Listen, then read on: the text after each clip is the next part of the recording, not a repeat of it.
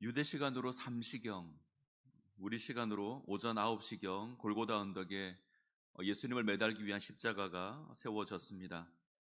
예수님의 머리 위에 유대인의 왕 예수라고 쓴 죄패가 붙었습니다. 그리고 두 강도의 십자가가 예수님의 십자가 곁에 세워집니다. 십자가 아래로 사람들이 지나가며 머리를 흔들고 온갖 저주의 말을 쏟아냅니다. 성전을 헐고 사흘 만에 짓겠다는 자여 너를 구원하여 십자가에서 내려오라. 대제사장들과 서기관들과 함께 이들이 또한 예수를 희롱합니다. 그가 남은 다른 사람은 구원하였으되 자기는 구원할 수 없도다. 지금 십자가에서 내려와 우리가 보고 믿게 할지어다. 희롱하죠. 함께 십자가에 못 박힌 강도들도 예수를 향해서 욕설을 내뱉습니다. 정오쯤 되었을 때 갑자기 어둠이 온 땅에 임합니다. 어둠은 3시간 정도 계속되고요. 그리고 9시쯤 우리 시간으로 오후 3시경 예수님께서 갑자기 탄식을 쏟아내십니다. 엘리 엘리 라마 사박다니, 나의 하나님 어찌하여 나를 버리셨나이까. 이 탄식이 십자가에서 주어진 4번째 말씀입니다. 버림당한 인생의 절규죠. 하나님과의 관계가 단절된 그런 인생의 탄식입니다. 우리가 본문의 상황을 가만히 그려본다면 철저하게 홀로 되신 그 예수님의 모습을 우리가 확인할 수 있습니다. 예수님은 철저하게 버림당하는 인생을 살아가셨습니다. 예수님은 이 땅의 모든 것에서 버림당하십니다. 철저하게 버림당하시는 하나님의 아들입니다. 특별히 우리가 대하는 마가복음은 이 사실을 아주 잘 묘사하는 그런 성경입니다. 그 누구도 예수님과 함께하지 않습니다. 하나님의 백성이라 불리던 유대인들이 유대인의 왕 예수를 죽음에 넘겨줍니다. 종교 지도자들은 시기와 질투로 예수를 고소하고 십자가에 못 박으라 소리칩니다. 이방인에게도 버림을 당하죠. 로마 총독 빌라도에 의해서 사형이 선고됩니다. 로마 군병에 의해서 죽임을 당합니다. 강도에게까지 모욕을 들어야 했습니다. 자, 이것이 전부가 아니죠. 3년 동안 함께 했던, 어떤 일이 있어도 스승을 떠나지 않겠다 다짐했던 제자들이 모두 예수를 떠납니다. 가룟 유다는 스승을 은 30에 넘깁니다. 다른 제자들은 예수께서 잡히실 때에 그 스승을 버리고 도망합니다. 수제자라 불렸던 베드로 하루에 예수를 3번이나 모른다 부인하고 심지어 저주하기까지 합니다. 제자들만이 아니죠. 피조세계는 어둠이 캄캄합니다. 그리고 마침내 하나님에게도 버림을 당합니다. 예수는 십자가 위에 홀로 남겨져 있습니다. 이것이 오늘 우리가 대하는 본문의 그림입니다. 자, 누구나 사랑받기를 원합니다. 사랑받는 것을 싫어하는 사람은 없을 겁니다. 사람은 사랑받는 것으로 그 존재의 의미를 확인하기 때문에 그렇습니다. 때문에 자기를 좋아해 주는 사람, 자기를 사랑해 주는 사람 가까이 하기를 원하지요. 질투의 감정을 가지는 것도 사실 사랑을 간구하기 때문에 그럴 겁니다. 자, 버림당해 본 적이 있습니까? 있으면 큰일 날 것 같은데. 자, 버림당한다, 일방적으로 관계가 깨어진다, 배척당한다, 이런 뜻입니다. 사람이 느끼는 감정 가운데 가장 고통스러운 것이 버림당하는 겁니다. 뼛속까지 아픈 단어가 이거죠. 가끔 우리는 왕따 당하는, 따돌림을 당하는 그런 이야기를 듣게 되고, 그런 학생들이 자살을 했다 이런 기사를 들어본 적이 있습니다. 우리는 그 기사를 대하면서 안타까운 마음이 들어서 왜 죽어, 용기를 내고 살아야지, 이런 얘기도 하기도 합니다. 답답하고 안타까워서 하는 말인데, 이 버림당한 사람에게는 그만큼 고통스러운 것이 없습니다. 사람이 경험할 수 있는 가장 잔인한 것이 이제 버림당하는 거죠. 자, 버림당한다, 쓸데없는 존재가 된다, 갈 곳이 없다, 의지할 것이 없다. 그건 존재가 흔들리는 거죠.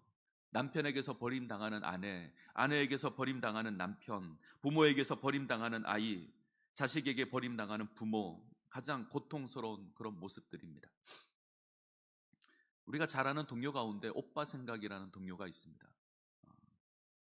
듬뿍듬뿍 듬뿍새 논에서 울고, 자, 뻐꾹뻐꾹 숲에서 울제, 우리 오빠 말 타고 서울 가시며 비단구두 사가지고 오신다더니, 기럭기럭 기럭이 북에서 오고 귀뚤귀뚤 귀뚜라미 슬피 울건만, 서울 가신 오빠는 소식도 없고 나뭇잎만 우수수 떨어집니다.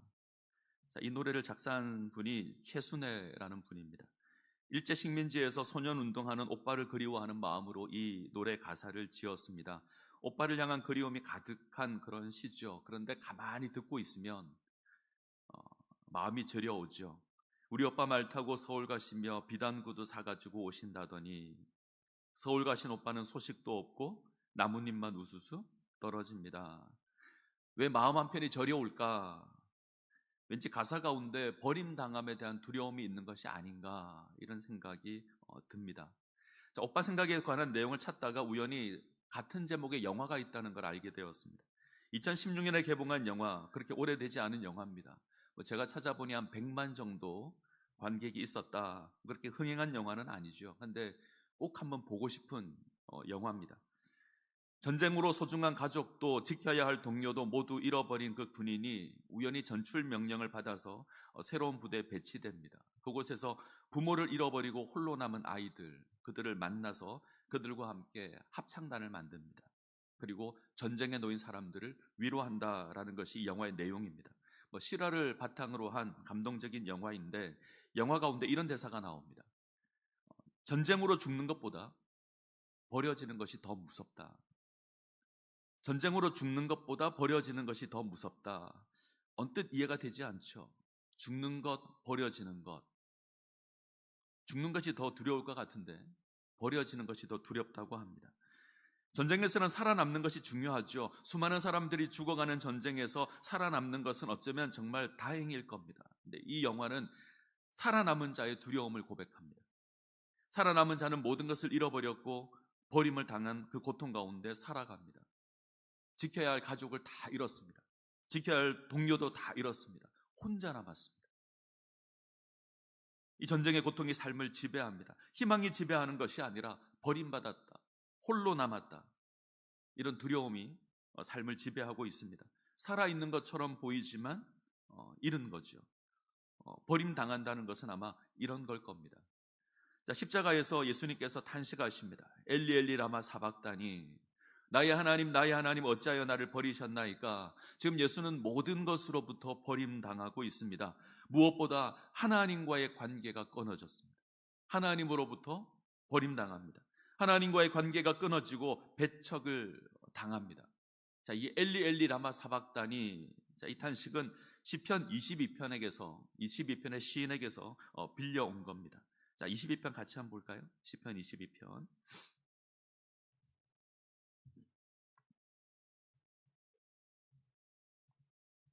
구약성경 시편 22편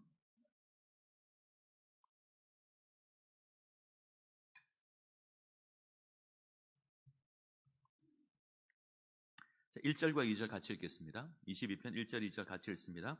내 하나님이여 내 하나님이여 어찌 나를 버리셨나이까. 어찌 나를 멀리하여 돕지 아니하시며 내 신음소리를 듣지 아니하시나이까.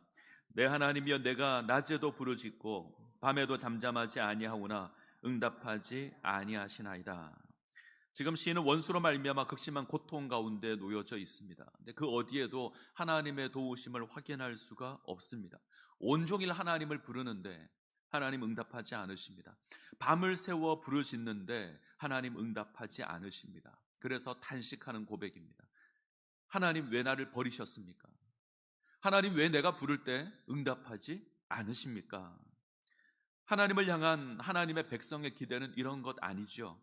우리는 하나님께서 우리와 함께 하신다, 하나님께서 우리를 지키신다 기대합니다. 그리고 그렇게 고백합니다. 행여 고난 중에 있다고 할지라도 우리가 하나님을 찾으면, 우리가 하나님께 부르짖으면 하나님 우리를 건지실 거다, 그 어떤 수치도 당하지 않을 거다, 우리가 기대하고 소망하는 겁니다.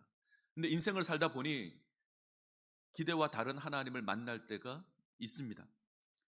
고난의 때에 나를 돕지 않으시는 하나님, 내가 부르짖을 때 응답하지 않으시는 하나님, 고난의 때에 침묵하시는 하나님, 내게 주어진 문제를 해결해 주지 않으시는 하나님. 지금 시인은 그 하나님 만나고 있습니다. 하나님이 침묵하자 사람들이 시인을 조롱합니다. 입술을 삐죽거리고요, 머리를 흔들고 빈정거립니다. 하찮은 벌레 취급을 합니다. 사람들은 마치 많은 황새가 둘러싸는 것처럼 시인을 둘러쌌습니다. 부르짖는 사자와 같이 입을 벌려서 시인을 위협하고 조롱합니다. 하나님을 의지하는 시인을 조롱하는 거죠. 자, 7절 8절입니다. 제가 읽겠습니다. 나를 보는 자는 다 나를 비웃으며 입술을 삐죽거리고 머리를 흔들며 말하되 그가 여호와를 의탁하니 구원하실 걸, 그를 기뻐하시니 건지실 걸 하나이다. 원수들이 시인을 애워싸고 조롱합니다. 네가 그토록 하나님을 의지하는데 하나님께서 너를 구원해 주시겠지. 하나님이 너를 그토록 사랑하시니 너를 건져 주시겠지. 이거 위로가 아닙니다. 조롱하는 겁니다. 믿음의 고백이 아니죠. 비아냥거리는 겁니다. 이 상황에서 시인이 내뱉는 울부짖음이 엘리 엘리 라마 사박단입니다. 자, 동일한 고백이 십자가 위에서 주어집니다. 예수님의 모습과 시인의 모습이 시편 22편의 시인의 모습과 예수님의 모습이 닮았습니다. 만약 우리가 예수님을 생각하고 시편 22편을 하나씩 읽어간다면 이거 예수님 이야기다 이렇게 고백할 겁니다. 사람들이 예수님을 바라보고 머리를 흔들고 조롱합니다. 성전을 헐고 사흘 만에 짓겠다는 자여, 네가 너를 구원하여서 십자가에서 내려오라. 황소들이 둘러싸는 것 같이, 부르짖는 사자가 울부짖는 것 같이 사람들은 둘러싸고 거친 입을 열어서 예수를 조롱합니다. 저가 남은 구원하였으되 자기는 구원할 수 없도다. 이스라엘의 왕 그리스도가 지금 십자가에서 내려와 우리를 보고 믿게 할지어다. 조롱하는 거죠.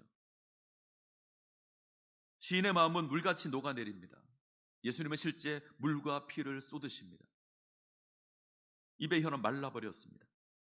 시인의 고난을 보며 옷을 나누던 사람들은 이제 예수님의 겉옷을 나누고 예수님의 속옷을 갖기 위해서 제비를 뽑고 있습니다.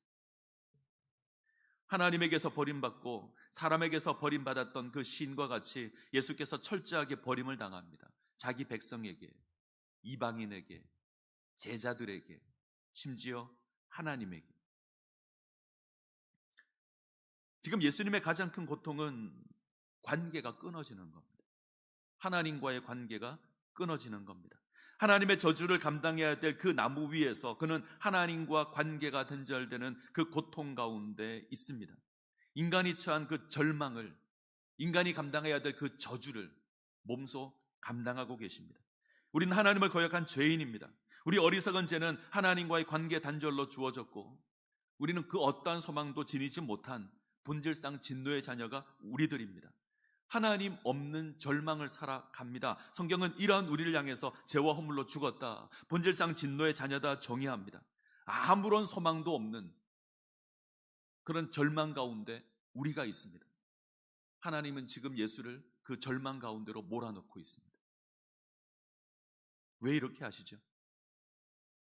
왜 하나님 예수 그리스도를 십자가로 몰아넣으십니까? 왜 하나님은 예수를 버림받는 그 절망 가운데 세우십니까? 오늘 우리는 이 물음에 답을 해야 될 겁니다. 세 가지로 생각해 보려고 합니다. 첫 번째는 우리를 사랑하시기 때문입니다. 하나님께서 예수 그리스도를 고난 가운데 내버려 두시는 첫 번째 이유가 우리를 사랑하시기 때문입니다. 우리를 사랑하심으로 예수를 십자가에 버려 두십니다. 좀 역설적인 표현인데 그만큼 우리를 사랑하시는 겁니다.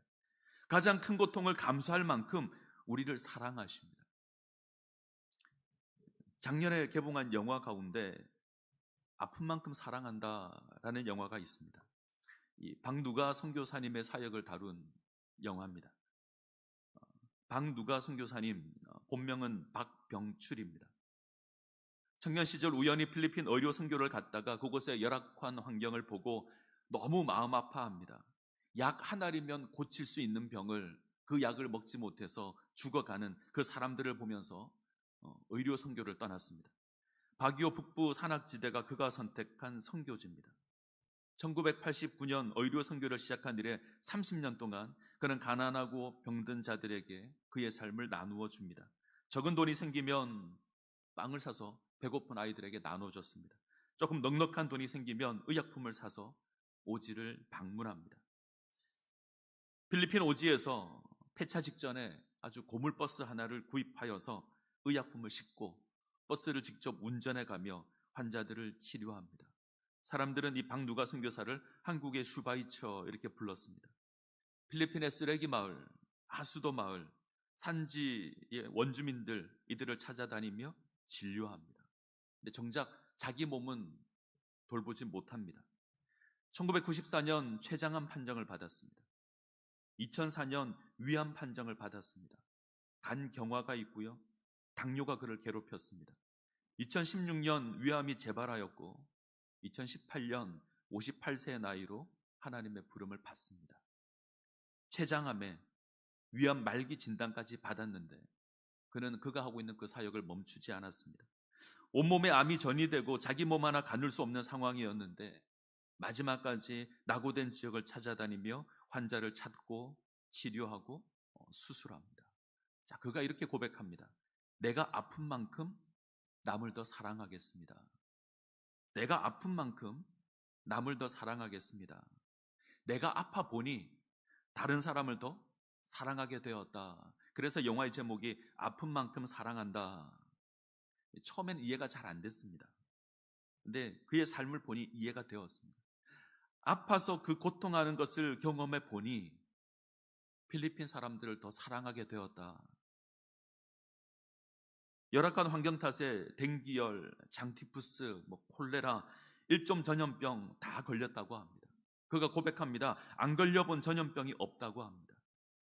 이처럼 열심히 사역하면 하나님께서 건강을 주셔야 되죠. 우린 그렇게 기대할 겁니다. 근데 하나님께서 어느 날 그러시더랍니다. 의료 장비도 제대로 없고 네가 가지고 있는 거 별로 없는데 네가 이런 거 걸려봐야 그 사람들 제대로 치료할 것 아니냐. 네가 이 병들 걸려봐야 그 사람의 고통도 알고 그 사람의 병을 고쳐줄 수 있을 것 아니냐. 그렇게 말씀하더랍니다. 자, 이것이 우리를 사랑하는 하나님의 사랑의 방법입니다. 하나님은 죄악의 구렁텅이 가운데 빠져있는 우리를 그냥 들어서 다른 곳으로 옮기지 않습니다. 인형 뽑기처럼 하지 않습니다. 잡아서 들어서 옮겨놓지 않습니다. 그렇게 하는 게 훨씬 더 간단할 수 있죠. 근데 그렇게 하지 않으십니다. 하나님 우리와 똑같아지십니다. 그래서 우리가 당할 저주를 그대로 감당하십니다. 그것으로 우리를 향한 당신의 사랑을 확인하십니다. 우리가 아직 죄인 되었을 때에 그리스도께서 우리를 위하여 죽으심으로 하나님께서 우리에게 대한 자기 사랑을 확증하셨다 고백합니다. 우리가 아직 죄인 되었을 때에, 이 말은 우리에게 구원에 관한 그 어떠한 소망도 없었을 때에, 우리가 죄악의 고통 가운데 있을 때에, 우리가 절망 가운데 있을 때에 그리스도께서 우리를 위하여 죽으십니다. 그 고통 가운데, 그 고난 가운데 함께 하시는 것으로, 그 고난 가운데 참여하는 것으로 우리를 구원하십니다. 그것으로 하나님 우리를 사랑한다 확인하시는 겁니다.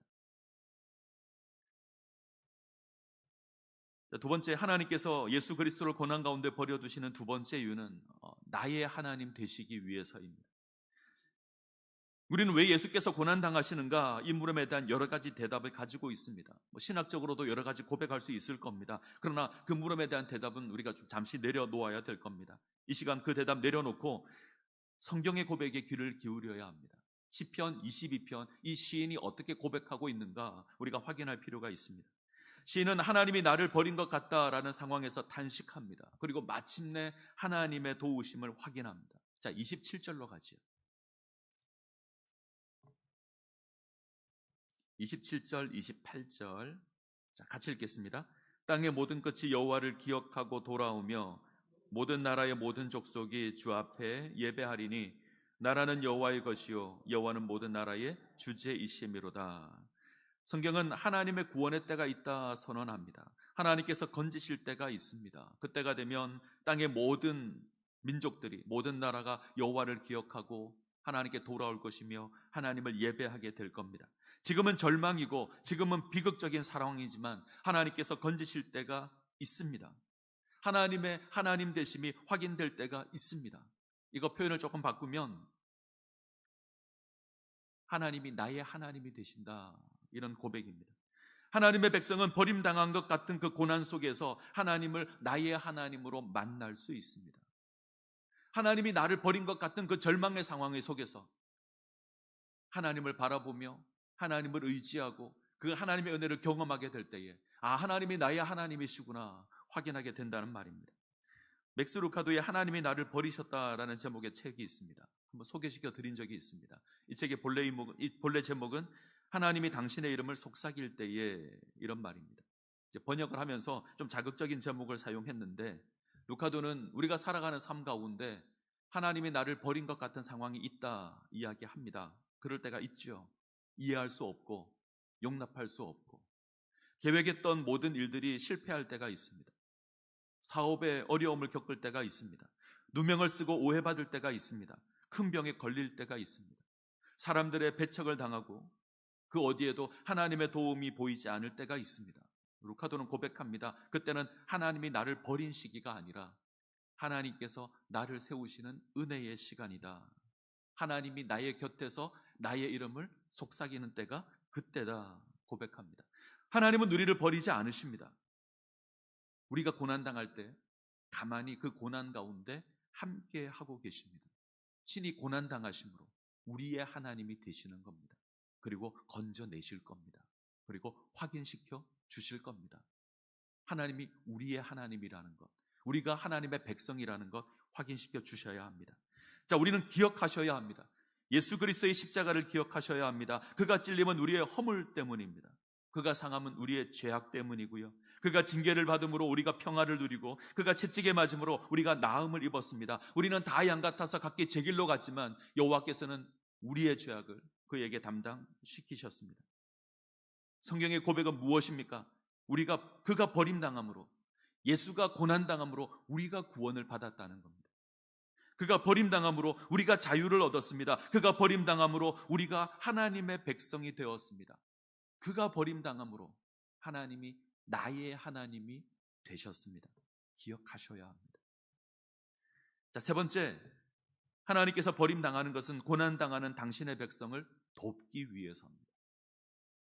당신이 죽음의 고통을 감당하심으로 그 고통 가운데 신음하는 우리를 도우십니다.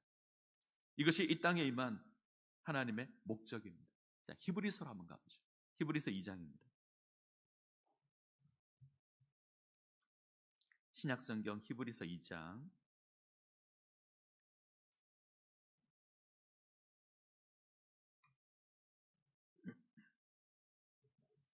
히브리서 2장 17절 18절 히브리서 2장 17절 18절 같이 읽겠습니다.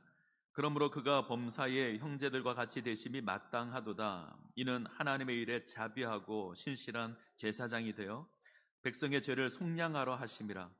그가 시험을 받아 고난을 시험 받는 자들을 능히 도우실 수 있느니라.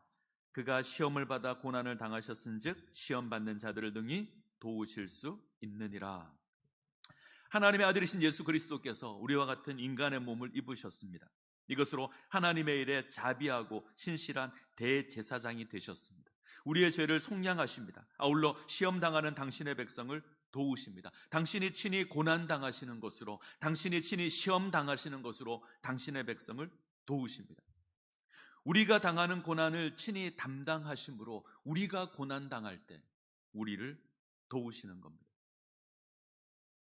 그가 하나님께 버림당하는 자리에 있었기에 우리가 하나님을 향해서 하나님 왜 나를 버리십니까? 탄식할 때에 우리를 도우실 수 있습니다.